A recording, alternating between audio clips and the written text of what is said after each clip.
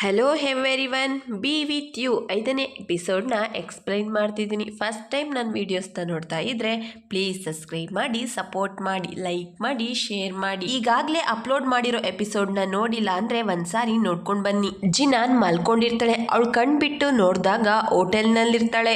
Door bell ಆಗುತ್ತೆ. Open ಮಾಡಿ ನೋಡ್ತಾಳೆ. ಅಲ್ಲಿ ಲೂಶಿ ನಿಂತಿರ್ತಾಳೆ. ಅವಳನ್ನ ನೋಡಿ ಡೋರನ್ನ ಕ್ಲೋಸ್ ಮಾಡ್ತಾಳೆ. ಆಗ ಲೂಶಿನಿ ಹೇಳ್ತಾಳೆ, ನಾನ್ ನಿನ್ ಜೊತೆ ಆ ಇಬ್ರು ಅಣ್ಣ ತಮ್ಮದಿರ್ ಬಗ್ಗೆ ಮಾತಾಡ್ಬೇಕು. ನಿನ್ಗೆ ವಾಮಿಟ್ ಆಗ್ತಿದ್ದಾಗೆ ನಿನ್ನ ಬಿಟ್ಟು ಹೊರಟೋದ್ರು. ಆದ್ರೆ ಜಿನಾನ್ಗೆ ಅವಳು ಹೇಳ್ತಿರೋ ಮಾತು ಅರ್ಥ ಆಗ್ತಿರಲ್ಲ. ಆಗ ಲೂಶಿನ್ ಎಲ್ಲ ವಿಷಯನೂ ಹೇಳ್ತಾಳೆ. ಪ್ರೊಫೆಸರ್ ಜೈ, ಸಿಕಿ ಇಬ್ರು ಕೂಡ ಅಣ್ಣ ತಮ್ಮದಿರು. ನೀನು ಈ ಇಬ್ರು ಮಧ್ಯ ಸಿಕ್ಕಾಕೊಂಡಿದ್ದೀಯಾ. ಈಗ ನಾವು ಫ್ಲಾಶ್ ಬ್ಯಾಕ್ ನ ನೋಡ್ತೀವಿ. ಜಿನಾನ್ ಡ್ರಿಂಕ್ ಮಾಡಿದ ಕಾರಣದಿಂದ ಪ್ರೊಫೆಸರ್ ಅವಳನ್ನ ಎತ್ಕೊಂಡು ಕರ್ಕೊಂಡ್ ಬರ್ತಿರ್ತಾರೆ. ಸಿಕಿ ಬಂದು ಪ್ರೊಫೆಸರ್ ಜೈ ಕೈನ ಇಟ್ಕೊಂಡು ಕೇಳ್ತಾನೆ, ಜಿನಾನ್ ನಿನ್ ಜೊತೆ ಏನ್ ಮಾಡ್ತಿದ್ದಾಳೆ, ನಿನಗೆ ಹೇಗ್ ಪರಿಚಯ ಅಂತ ಕೇಳ್ತಾನೆ. ಆಗ ಲೂಶಿನ್ ಹೇಳ್ತಾಳೆ, ಯಾಕೆ ಇವರಿಬ್ರು ಜೊತೆಲಿರ್ಬಾರ್ದು. ಆಗ ಪ್ರೊಫೆಸರ್ ಜಿನಾನ್ ನ ಲೂಶಿನ್ ಹತ್ರ ಕೊಡ್ತಾರೆ. ಆಗ ಲೂಶಿನ್ ಹೇಳ್ತಾಳೆ, ಪ್ರೊಫೆಸರ್ಗೆ ಜಿನಾನ್ ಅಸಿಸ್ಟೆಂಟು. ಆಗ ಪ್ರೊಫೆಸರ್ ಲೂಶಿನ್ಗೆ ಹೇಳ್ತಾರೆ ಜಿನಾನ್ ನ ಹೋಟೆಲ್ ಕರ್ಕೊಂಡು ಹೋಗೋದಿಕ್ಕೆ. ಸೀಕಿಗೆ ಹೇಳ್ತಾರೆ, ನೀನು ನನ್ ಜೊತೆ ಮಾತಾಡ್ಬೇಕು ಅಂತ ಅನ್ಕೊಂಡಿದ್ಯಾ, ಆಗಿದ್ರೆ ನನ್ ಜೊತೆ ಬಾ. ಪ್ರೆಸೆಂಟ್ ನಲ್ಲಿ ಜಿನಾನ್ ಲೂಶಿನ್ ನ ಕೇಳ್ತಾಳೆ. ಇದಾದ್ಮೇಲೆ ಏನಾಯ್ತು, ಪ್ರೀತಿ ವಿಷಯದಲ್ಲಿ ಜಿನಾನ್ ತುಂಬಾನೇ ಸ್ಲೋ ಆಗಿರ್ತಾಳೆ. ಅವಳಿಗಿನ್ನೂ ಕೂಡ ಅರ್ಥ ಆಗಿರಲ್ಲ. ಲೂಶಿನ್ ಜಿನಾನ್ಗೆ ಹೇಳದಿಕ್ ಹೋಗ್ತಾಳೆ, ಸೀಕಿ ನಿನ್ನ ಲೈಕ್ ಮಾಡ್ತಿದ್ದಾನೆ ಅಂತ. ಅದೇ ಸಮಯಕ್ಕೆ ಸೀಕಿ ಕೂಡ ಬಂದು ಅವಳನ್ನ ತಡಿತಾನೆ. ಜಿನಾನ್ ಸೀಕಿ ಕೆನ್ನೆನ ನೋಡಿ ಟಚ್ ಮಾಡ್ತಾಳೆ. ಅವನ್ ಕೆನ್ನೆಗೆ ಗಾಯ ಆಗಿರುತ್ತೆ. ಅಲ್ಲಿಗೆ ಪ್ರೊಫೆಸರ್ ಜೈ ಬಂದು ಅವಳ ಕೈನ ಕೆಳಗಡೆ ಇಳ್ಸೋದಿಕ್ಕೆ ಹೇಳ್ತಾನೆ. ಪ್ರೊಫೆಸರ್ ಕೂಡ ಬಂದು ಕೂತ್ಕೋತಾರೆ. ಅವ್ರ ಕೈಗೂ ಕೂಡ ಗಾಯ ಆಗಿರುತ್ತೆ. ಜಿನಾನ್ ಅದನ್ನ ನೋಡಿ ಕೇಳ್ತಾಳೆ, ನಿಮ್ ಕೈಗೆ ಏನಾಯ್ತು, ನೀವಿಬ್ರು ನನ್ಗಾಗಿ ರಾತ್ರಿ ಜಗಳ ಮಾಡ್ಕೊಂಡ್ರ.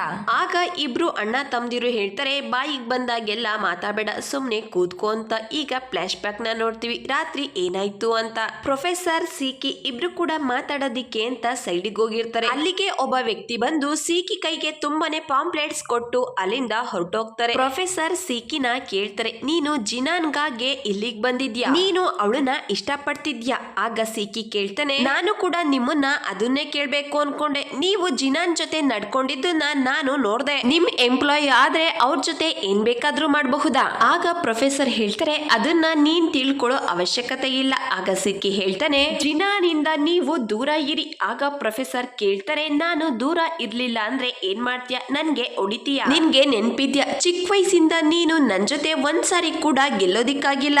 ಆಗ ಸೀಕಿ ಕೋಪದಿಂದ ಅವನ್ ಕೈಲಿದ್ದ ಪಾಂಪ್ಲೆಟ್ಸ್ ಎಲ್ಲಾನು ಕೆಳಗಡೆ ಬಿಸಾಕ್ ಬಿಡ್ತಾನೆ. ಆಗ ಅಲ್ಲಿಗೆ ಸೆಕ್ಯೂರಿಟಿ ಗಾರ್ಡ್ ಬರ್ತಾರೆ. ಈ ಕಸನ ಇಲ್ಲಿ ಬಿಸಾಕಿದ್ದು ಯಾರು, ಇದನ್ನ ಬೇಗ ಕ್ಲೀನ್ ಮಾಡಿ.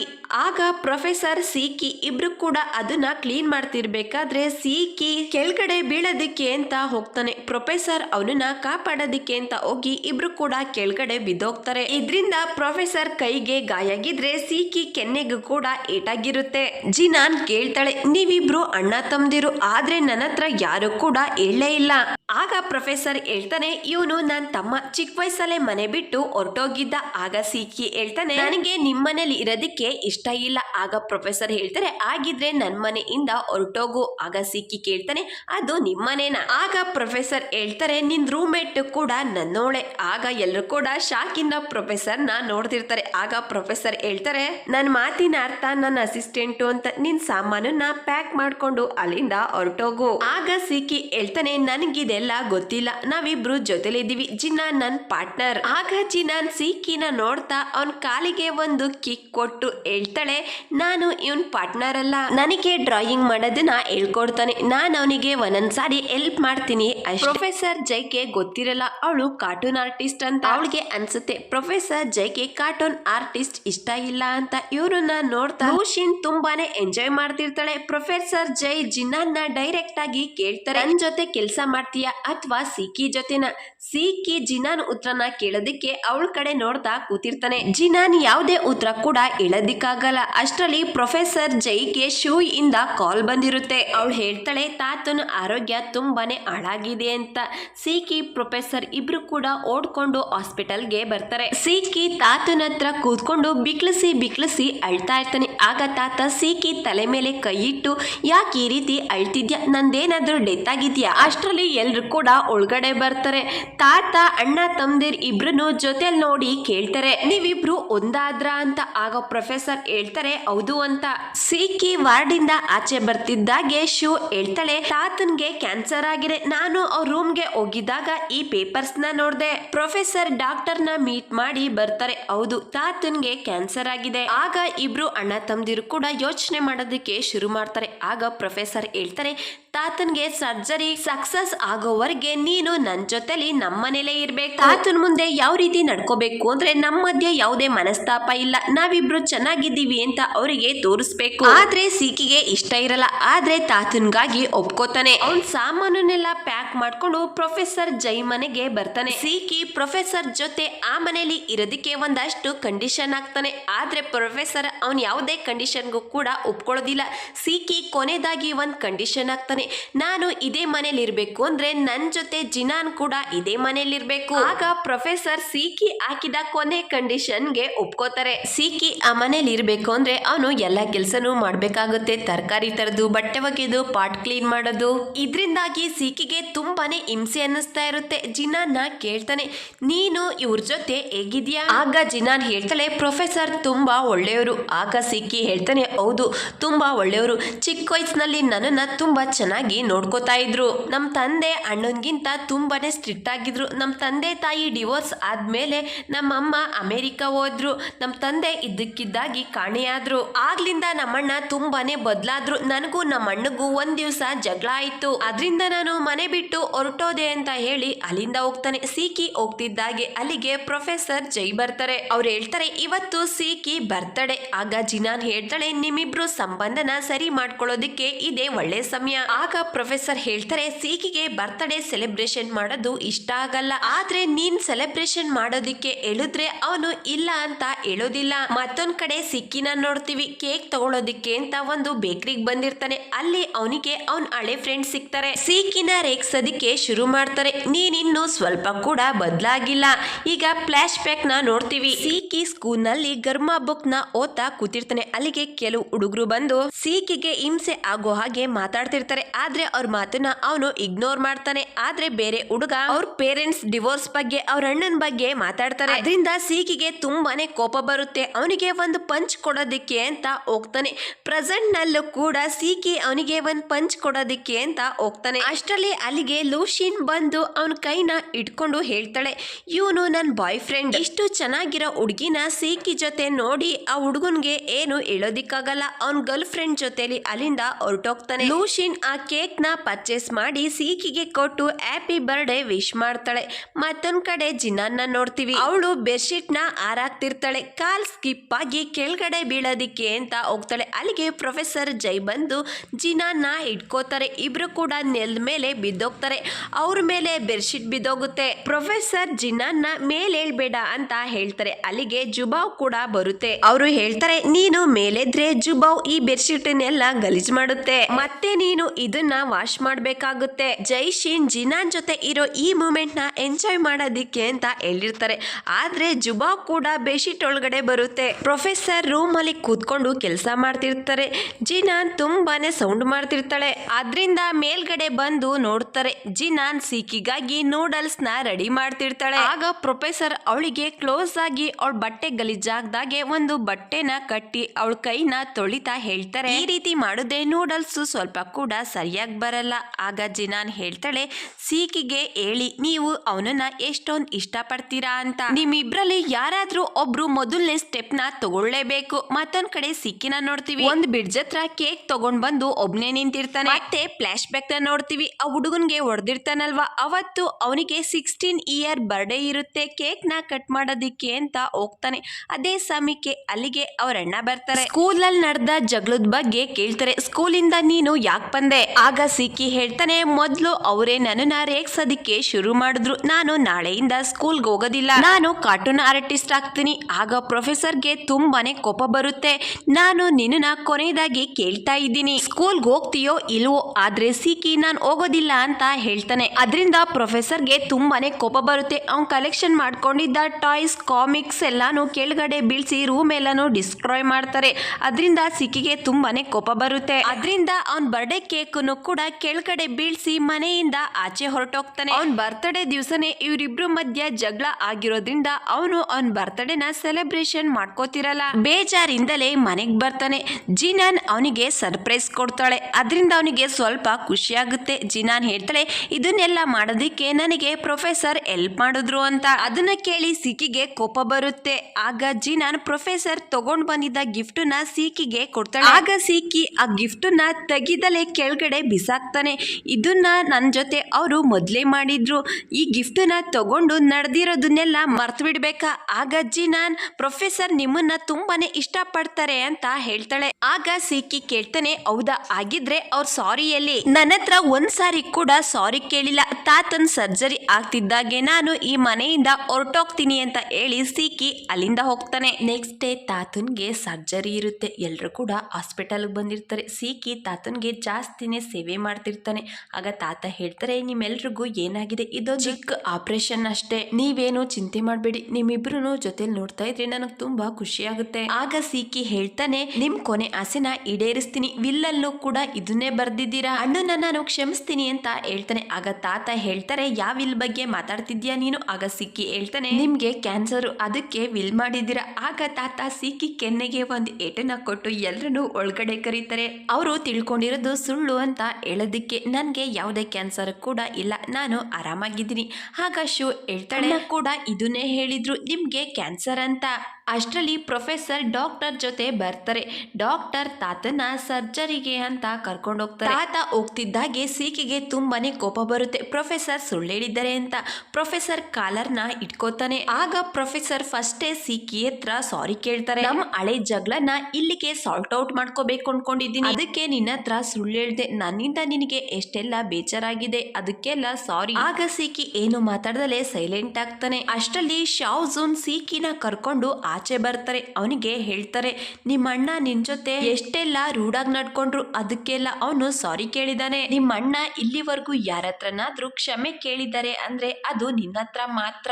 ಆಗ ಸಿಕ್ಕಿ ಹೇಳ್ತಾನೆ, ಅವರು ತಪ್ಪು ಮಾಡಿದರೆ ಅಂದ್ಮೇಲೆ ಅವರು ಕ್ಷಮೆನ ಕೇಳಲೇಬೇಕು. ಆಗ ಶಾವ್ಜು ಪ್ರೊಫೆಸರ್ನ ಕ್ಷಮಿಸೋದಿಕ್ಕೆ ಕೇಳಿ, ನಿಮ್ ತಂದೆ ಮಿಸ್ಸಿಂಗ್ ಆದಾಗ್ಲಿಂದ ನಿಮ್ಮ ಅಣ್ಣ ಎಲ್ಲಾನು ಸ್ಯಾಕ್ರಿಫೈಸ್ ಮಾಡಿದ್ದಾರೆ. ಕುಟುಂಬ, ಬಿಸ್ನೆಸ್ ಎಲ್ಲಾನು ಇಲ್ಲಿವರೆಗೂ ನೋಡ್ಕೊಂಡ್ ಬಂದಿದ್ದಾರೆ. ನಿನಗೆ ಗೊತ್ತಾ ನಿಮ್ಮ ಅಣ್ಣ ಬರ್ತ್ಡೇಗೆ ನಿನ್ಗೇನ್ ಗಿಫ್ಟ್ ಕೊಟ್ಟಿದ್ದಾರೆ ಅಂತ? ಸಿಕ್ಕಿ ಮನೆಗ್ ಬಂದು ಬಾಕ್ಸ್ ನ ನೋಡ್ತಾನೆ. ಪ್ರೊಫೆಸರ್ ಅವನ್ ಬರ್ತ್ಡೇಗೆ ಗಿಫ್ಟ್ ಕೊಟ್ಟಿರೋದನ್ನ. ಅದರಲ್ಲಿ ಒಂದ್ ಕಬೋರ್ಡ್ ಫೋಟೋ ಇರುತ್ತೆ. ಸಿಕ್ಕಿ ಬಂದು ಆ ಕಬೋರ್ಡ್ ನ ಓಪನ್ ಮಾಡ್ತಾನೆ. ಆ ಕಬೋರ್ಡ್ ನ ನೋಡಿ ಸಿಕ್ಕಿ ಫುಲ್ ಶಾಕ್ ಆಗ್ತಾನೆ. ನೆಕ್ಸ್ಟ್ ಜಿನಾನ್ ಪ್ರೊಫೆಸರ್ ನ ನೋಡ್ತೀವಿ. ಮನೆಗೆ ಬಂದಿರ್ತಾರೆ. ಸಿಕ್ಕಿ ನೆನ್ಪಲ್ಲಿ ಟೆನ್ಷನ್ ಮಾಡ್ಕೊಂಡಿರ್ತಾರೆ. ಮತ್ತೊಂದ್ ಕಡೆ ಸಿಕ್ಕಿನ ನೋಡ್ತೀವಿ. ಒಂದ್ ಶಾಪಿಗೆ ಬಂದು ಕೋಲ್ಡ್ ಡ್ರಿಂಕ್ಸ್ ನ ಕುಡಿತಾ ನಶೆಲಿರೋ ಹಾಗೆ ಆಕ್ಟ್ ಮಾಡ್ತಾ ಅಣ್ಣನ ಎಷ್ಟು ತಪ್ಪಾಗಿ ತಿಳ್ಕೊಂಡಿದ್ದೀನಿ ಅಂತ ಹೇಳಿ ತುಂಬಾನೇ ಫೀಲ್ ಮಾಡ್ಕೋತಾನೆ. ಪ್ರೊಫೆಸರ್ ನಿಜವಾಗ್ಲೂ ಪ್ರೀತಿ ಮಾಡ್ತಿರ್ತಾನೆ. ಲೂಶಿನ್ ಸಿಕ್ಕಿ ಕೂತಿರೋದನ್ನ ನೋಡಿ ಅವನ ಹತ್ರ ಬಂದು ಕೂತ್ಕೋತಾಳೆ. ನಶೆಲ್ ಇರೋ ಹಾಗೆ ಯಾಕೆ ನಾಟಕ ಮಾಡ್ತೀಯಾ? ನಿನಗೆ ಡ್ರಿಂಕ್ಸ್ ಮಾಡ್ಬೇಕು ಅಂತ ಅನ್ಸಿದ್ರೆ ಯಾವ್ದಾದ್ರೂ ಬಾರ್ಗೋಗು. ಆಗ ಸಿಕ್ಕಿ ಹೇಳ್ತಾನೆ, ಇಲ್ಲ ನಮ್ಮ ಅಣ್ಣ ನನ್ನನ್ನ ಡ್ರಿಂಕ್ಸ್ ಮಾಡಬೇಡ ಅಂತ ಹೇಳಿದ್ದಾರೆ. ಸಿಕ್ಕಿ ಕಬೋರ್ಡ್ ಓಪನ್ ಮಾಡಿದಾಗ ಅದರಲ್ಲಿ ತುಂಬಾನೇ ಟೈಲ್ಸ್ ಇರುತ್ತೆ. ಪ್ರೊಫೆಸರ್ ಡಿಸ್ಟ್ರಾಯ್ ಮಾಡಿದ ಟೈಲ್ಸ್ ಎಲ್ಲ ಇರುತ್ತೆ.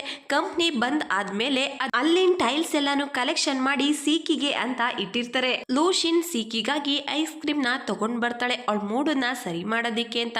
ಸಿಕ್ಕಿಗೆ ಐಸ್ ಕ್ರೀಮ್ ಅಂದ್ರೆ ತುಂಬಾನೇ ಇಷ್ಟ. ಅವನಿಗೆ ಅಡ್ವೈಸ್ ಮಾಡ್ತಾಳೆ, ಮಿಸ್ಅಂಡರ್ಸ್ಟ್ಯಾಂಡಿಂಗ್ ಎಲ್ಲ ಕ್ಲಿಯರ್ ಆದ್ಮೇಲೆ ನಿಮ್ಮ ಅಣ್ಣನ ನೀನು ಮೀಟ್ ಮಾಡ್ಬೇಕು. ಅವನ ಜೊತೆ ತುಂಬಾ ಹೊತ್ತು ಮಾತಾಡ್ತಾಳೆ. ಲೂಶಿನ್ ಮಾತ್ ಕೇಳ್ತಿದ್ರೆ ಸಿಕ್ಕಿಗೂ ಕೂಡ ಒಂದ್ ರೀತಿ ಖುಷಿ ಆಗ್ತಿರುತ್ತೆ. ಮತ್ತೊಂದ್ ಕಡೆ ಪ್ರೊಫೆಸರ್ ವೈನ್ ನ ಕುಡಿತಿರ್ತಾರೆ. ಅಲ್ಲಿಗೆ ಜಿನಾನ್ ಬಂದು ಪ್ರೊಫೆಸರ್ ಕೈಲಿದ್ದ ವೈನ್ ಗ್ಲಾಸ್ ನ ತಗೋತಾರೆ. ನೀವು ಇಲ್ಲಿವರೆಗೂ ಯಾವತ್ತೂ ಕೂಡ ಡ್ರಿಂಕ್ಸ್ ಮಾಡಿಲ್ಲ, ಆದ್ರೆ ಇವತ್ ಯಾಕೆ ನೀವು ಡ್ರಿಂಕ್ಸ್ ಮಾಡ್ತಿದ್ದೀರಾ? ನಾನ್ ನಿಮ್ಮ ಹತ್ರ ಒಂದ್ ವಿಷಯನ ಕ್ಲಿಯರ್ ಮಾಡ್ಕೋಬೇಕು. ಅಫಿಷಿಯಲ್ ಆಗಿ ನಾನ್ ನಿಮ್ ಅಸಿಸ್ಟೆಂಟು, ಆದ್ರೆ ಬೇರೆಯವ್ರು ತಿಳ್ಕೊಂಡಿರೋದು ನಿಮ್ ಪ್ರೀತಿನ ಪಡ್ಕೊಳ್ಳೋದಿಕ್ಕೆ ಇಲ್ಲಿದ್ದೀನಿ ಅಂತ.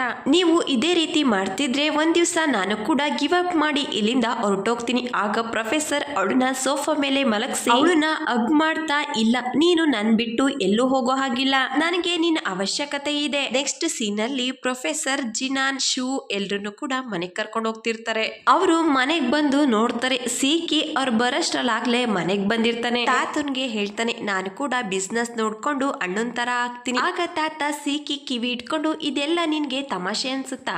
ಅಷ್ಟರಲ್ಲಿ ಪ್ರೊಫೆಸರ್ ಕೂಡ ಅವ್ರ ಹತ್ರ ಬರ್ತಾರೆ. ಆಗ ತಾತ ಹೇಳ್ತಾರೆ, ನೀವು ಈ ಬಿಸ್ನೆಸ್ ನ ನೋಡ್ಕೊಳ್ಳೋ ಅವಶ್ಯಕತೆ ಇಲ್ಲ, ನಾನು ಅದಕ್ಕೆ ಬೇರೆ ವ್ಯವಸ್ಥೆ ಮಾಡಿದ್ದೀನಿ, ನಿಮ್ ಕನ್ಸನ್ನ ನೀವು ಪೂರ್ತಿ ಮಾಡ್ಕೊಳ್ಳಿ, ನಾನು ಬಿಸ್ನೆಸ್ ನೋಡ್ಕೊಳ್ಳೋದಕ್ಕೆ ಮ್ಯಾನೇಜರ್ ಇಟ್ಟಿದ್ದೀನಿ.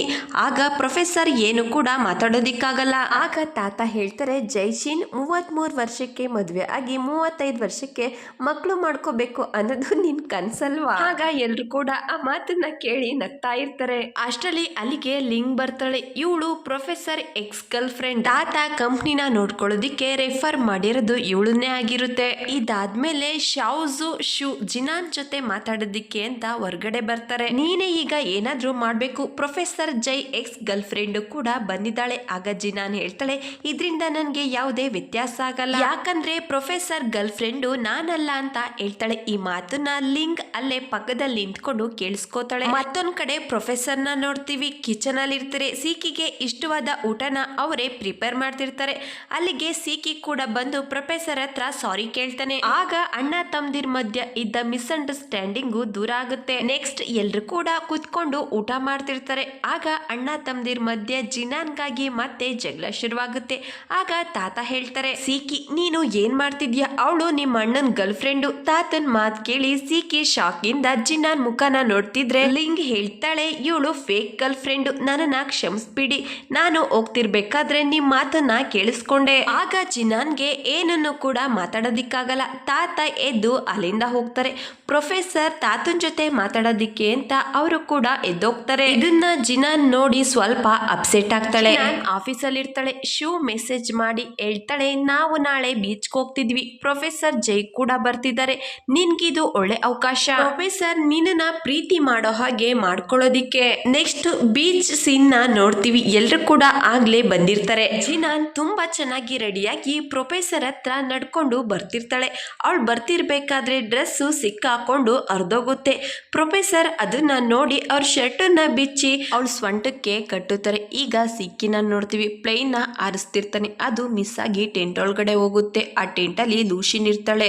ಸಿಕ್ಕಿ ಲೂಷಿನ್ ನೋಡಿ ಕೇಳ್ತಾನೆ, ನೀನು ಇಲ್ಲೇನ್ ಮಾಡ್ತಿದ್ಯಾ? ಆಗ ಅವಳು ಹೇಳ್ತಾಳೆ, ನಾನ್ ಕೆಲ್ಸದ ಮೇಲೆ ಬಂದಿದ್ದೆ, ನಾನ್ ಮೇಕಪ್ ಮಾಡ್ಕೋತಿದ್ರೆ ನಿನ್ ಟ್ರೋನ್ ನನ್ ಮೇಕಪ್ ಬಾಕ್ಸ್ನೆಲ್ಲ ಕೆಳಗಡೆ ಬೀಳ್ಸಿ ಹಾಳ್ ಮಾಡಿದೆ, ನನ್ ಲಿಫ್ಟಿಕ್ ಕೂಡ ಹಾಳಾಗಿದೆ ನೋಡು ಅಂತ ಹೇಳ್ತಾಳೆ. ಆಗ ಸಿಕ್ಕಿ ಅವಳ ಗಡ್ಡನ ಇಟ್ಕೊಂಡು ಅವಳ ಮುಖನ ನೋಡ್ತಾ, ನಾನು ಇದೇ ಕಲರ್ ಲಿಫ್ಟಿಕ್ ನ ತಂದ್ಕೊಡ್ತೀನಿ ಅಂತ ಹೇಳಿ ಹೋಗ್ತಿರ್ತಾನೆ. ಆಗ ಲೂಷಿನ್ ಹೇಳ್ತಾಳೆ, ಕ್ರಿಡರ್ ಕ್ಲೌತ್ ಕಾಮಿಕ್ ಸ್ಟೋರಿನ ಕೇಳ್ತೀಯಾ? ಆಗ ಸೀಕಿಗೆ ಸ್ಟೋರಿನ ಕೇಳೋದಕ್ಕೆ ತುಂಬಾನೇ ಎಕ್ಸೈಟ್ ಆಗಿರ್ತಾನೆ. ಆದ್ರೆ ಅವಳ ಮುಂದೆ ಶೋ ಅಪ್ ಮಾಡಲ್ಲ.